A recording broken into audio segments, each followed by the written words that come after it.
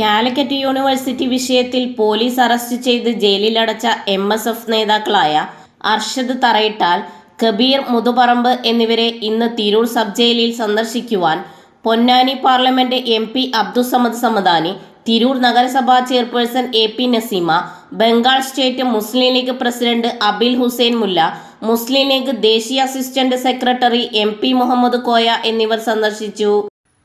യൂണിവേഴ്സിറ്റിയിലെ വിദ്യാർത്ഥി രാഷ്ട്രീയത്തിൻ്റെ പ്രശ്നത്തിൽ നമ്മുടെ 2 MSFൻ്റെ പ്രവർത്തകരെ ഇന്ന് തിരൂരിലെ ജയിലിൽ താമസിപ്പിച്ചിട്ടുണ്ട്. വിദ്യാർത്ഥി രാഷ്ട്രീയങ്ങൾ അത് സ്വാഭാവികമായിട്ടും എല്ലാ വിദ്യാർത്ഥി പ്രസ്ഥാനങ്ങളും അവരുടെ പ്രസ്ഥാനത്തിന് വേണ്ടിയിട്ട് ശബ്ദിക്കുകയും അവർക്ക് നേടിയെടുക്കാനുള്ള അവകാശങ്ങളും മൂല്യങ്ങളൊക്കെ ഉൾപ്പെടുത്തി സംസാരിക്കുക എന്നുള്ളത് സ്വാഭാവികമാണ്. പക്ഷേ അതിനെ രാഷ്ട്രീയവൽക്കരിച്ച് അതിനെ മറ്റു രീതിയിലേക്ക് അവരെ വലിയ കുറ്റവാളികളാക്കി ശിക്ഷിക്കപ്പെടുന്നു എന്നുള്ള ആ ഒരു സർക്കാരിൻ്റെ നിലപാട് വളരെ തീർത്തും തെറ്റാണ്. അത്തരത്തിലുള്ള നടപടികളുമായി മുന്നോട്ട് പോകുക തന്നെയാണെങ്കിൽ SFI എന്താ സംഘടനയല്ലേ, അവരാരും ഒരു തെറ്റും ചെയ്യുന്നില്ല എന്നാണോ?